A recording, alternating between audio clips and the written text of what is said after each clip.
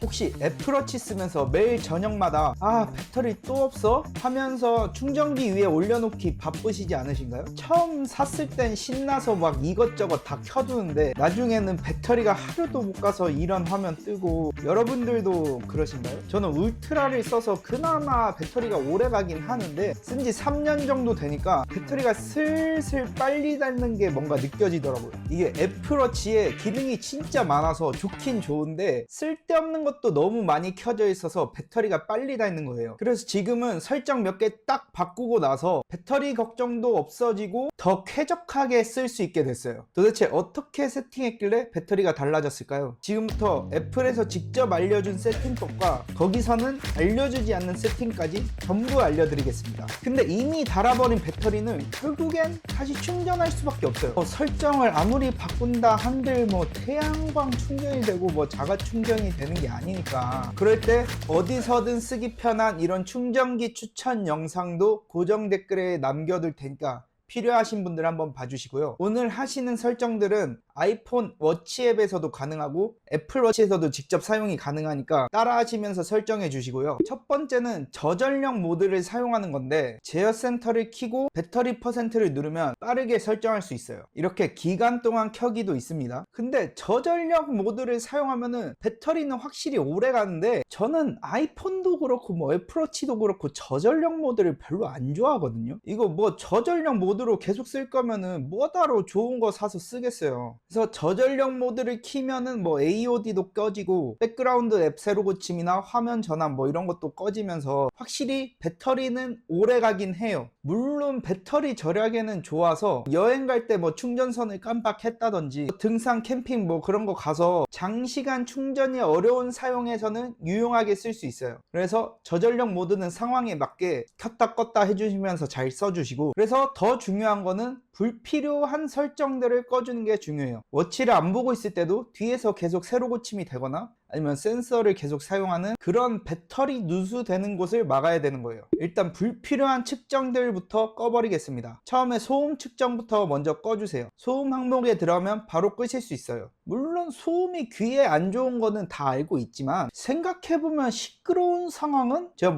페스티벌이나 클럽 같은 일부러 아니면 도로 공사 이런 것처럼 어차피 피할 수 없는 소음에 자꾸 노출되거든요. 그래서 알림이 뜬다고 해서 그 소음을 피할 수가 없는 것 같아서 저는 실용성이 없어서 바로 꺼버렸어요. 또 설정, 개인정보 보호에 들어가면 이렇게 심박수, 혈중산소, 호흡수 등등 여러 항목이 나오거든요. 저는 이 심장이 좀 안 좋아가지고 심박수나 이런 거는 다 켜두고 사용하고 있고, 일광시간이나 아까 소음 그리고 혈중산소 이런 것들은 꺼놓고 사용하고 있습니다. 이런 것들이 센서가 계속 돌아가면서 배터리를 많이 잡아먹는 거예요. 이것도 정답이 있는 게 아니라 자신의 건강 상태나 관심사에 따라서 필요 없다 싶은 항목만 골라서 꺼버리면 되는 거예요. 손 씻기도 꺼주겠습니다. 이게 코로나 때 생긴 건데, 그때는 애플워치 시리즈 3를 쓰고 있어서 이 기능이 활성화가 안 돼가지고 처음에는 보고 오 좋은데 신기한데 했다가, 이거 설거지 할 때도 계속 켜지고 그래가지고 고무장갑 끼고 있을 때 이게 알림이 온 건가 뭔가 하면서 확인도 못하니까 자꾸 신경 쓰이고 그랬었는데, 그냥 손 씻기 켜진 거였고, 이게 결국엔 30초를 세주는 건데 솔직히 30초 좀 길지 않나요? 손 빡빡 씻었을 때 이 정도면 오래 씻었는데 하면은 30초 정도 된 거니까 그냥 꺼주세요. 그 다음에 애플워치에서 솔직히 사진 잘 안 보시지 않나요? 사진 동기화도 꺼줘서 불필요한 페어링도 줄여줍시다. 설정, 사진으로 들어가서 사진 동기화도 꺼주시면 돼요. 배경으로 사진 하시는 분들도 계실 텐데, 그럴 때는 워치 페이스에서 따로 설정하실 수 있어요. 그 다음은 운동 감지 기능도 꺼주는 건데, 운동 자동 감지 기능도 처음 해봤을 때는 와 이거 귀신같이 하네, 사이클을 타고 있던 걷고 있던 귀신같이 하네 이러면서 신기했었는데, 근데 문제는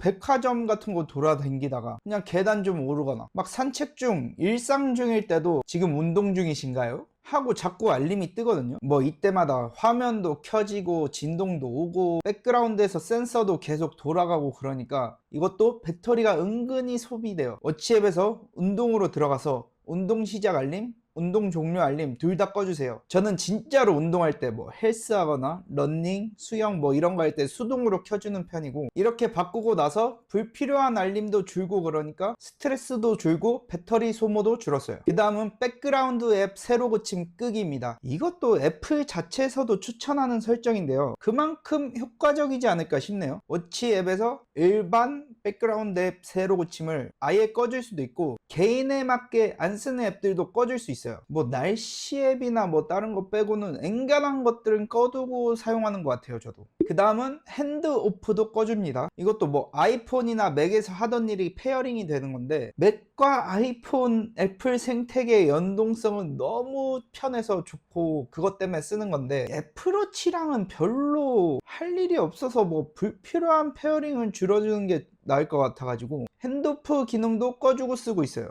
이 애플워치 차고 있으면은 워치에 깔린 앱들에서 뭐 필요 없는 알림이 많이 오지 않나요? 근데 이 알림이 오면은 화면도 켜지고 연동되면서 배터리 소모가 꽤 일어나거든요. 그래서 필요한 알림 빼고 나머지들은 과감하게 꺼주는 게 좋습니다. 설정에서 알림 메뉴로 들어가서 쭉 내리면은 내가 설치한 앱 목록들이 쭈루룩 나와요. 여기서 꼭 필요한 앱만 허용, 나머지는 알람 끄기를 해주세요. 이것도 정리하고 나니까 약간 집중이 잘 되는 느낌이랄까? 핸드폰도 알림 오고 워치도 알림 오고 맥도 알림 오고 뭐 여기저기서 알림이 너무 많이 오면 산만해지잖아요. 그래서 이런 불필요한 앱들 알림을 꺼두면은 배터리 소모는 줄고 진짜 집중할 때 집중할 수 있어서 좋은 것 같아요. 그 다음은 마음 챙기기를 꺼주시면 됩니다. 참 저도 마음 챙기면서 살아가고 싶은데 솔직히 워치 보고 이런 거 안 하잖아요. 바빠 죽겠는데 뭐 언제 명상을 하고 심호흡을 하고, 뭐 정신 건강에 좋은 건 안다만 여유는 내가 있을 때 챙기는 거고, 그래서 이 설정도 꺼주시고요. 그 다음엔 시리를 꺼주셔야 되는데, 솔직히 애플워치로 시리, 아니 그냥 시리 자체를 잘 안 쓰시잖아요. 설정에서 시리아 듣기 오프를 해주시면 됩니다. 진짜 필요하실 때는 이 용도를 눌러서 사용하시면은 배터리를 더 절약하실 수 있을 거예요. 화면 밝기도 최대로 해놓고 사용하시면은 당연히 배터리 소모가 빨리 될 수밖에 없어요. 설정 디스플레이 및 밝기에서 밝기를 중간이나 뭐 최저 정도로 낮춰서 사용해 보세요. 실내에서는 최저 정도로만 해도 잘 보이고 오히려 눈부심도 줄여서 좀 편안해지더라고요. 야외에서 햇빛 강할 때만 최대로 뭐 밝게 해서 사용해 주시면 되실 거예요. 마지막으로 이건 배터리 절약이 아니라 배터리 수명 자체를 늘려주는 팁이에요. 어쩌면 이게 제일 중요할 수도 있습니다. 리튬 배터리는 잦은 완전 방전이나 100% 과충전을 하면은 배터리에 무리가 가게 되거든요. 100%까지 꽉 채워서 쓰는 게 좋을 것 같다고 생각 드실 수도 있는데 사실은 그 반대예요. 그래서 애플에서 배터리 노화를 늦추기 위해서 뭐 80%까지 충전이 되게 했다가 사용자가 이제 워치를 쓸 때쯤 되면은 80에서 100%까지 자동으로 사용자에 맞게 충전해주는 기능이 있거든요. 이렇게 하면은 고속으로 배터리를 충전해서 완충된 다음에 그걸 방치되는 걸 방지할 수가 있는데, 장기적으로 배터리 수명을 훨씬 더 오래가게 해줄 수 있어요. 설정 방법은 뭐 간단합니다. 워치 설정, 배터리 성능 상태, 최적화된 배터리 충전, 여기서 켜주시기만 하면 끝이거든요. 기능 켜두시고 짜투리 시간 날 때마다 뭐 짧게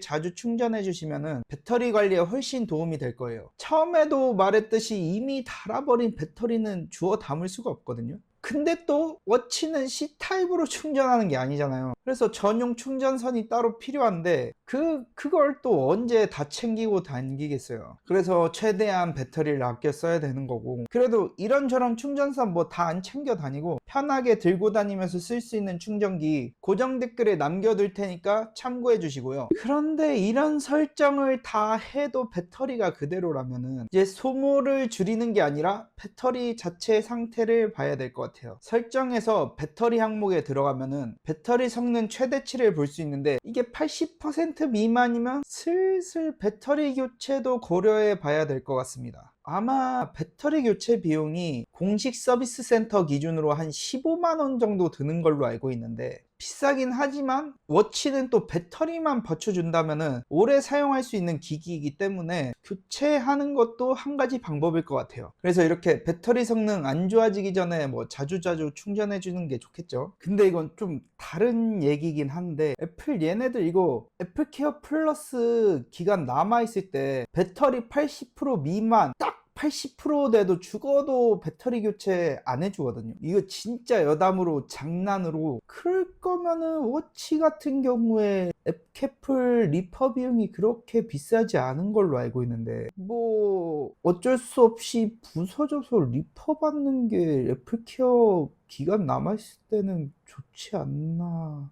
라는 생각을 해본 적이 있다 라고 할 뻔이라고. 그래서 정리해보자면은, 최대한 불필요한 알림들을 다 꺼주시고 뒤에서 배터리가 누수되는 앱들이나 센서들을 다 꺼버리는 게 중요한 것 같습니다. 지금 여러분들의 애플워치는 오후 6시쯤에 배터리가 몇 퍼센트 정도 남아있나요? 오늘 설정을 바꿔보고 전과 후가 좀 달라졌는지 댓글로 좀 알려주세요. 이 영상을 보시는 다른 분들에게도 꽤나 좋은 기준이 될 것 같습니다. 그럼 다음번에 더 유용한 와치치 꿀팁이나 애플기기 꿀팁으로 돌아오도록 하겠습니다. 오늘 영상이 조금이라도 도움이 되셨다면 구독과 좋아요 제발요.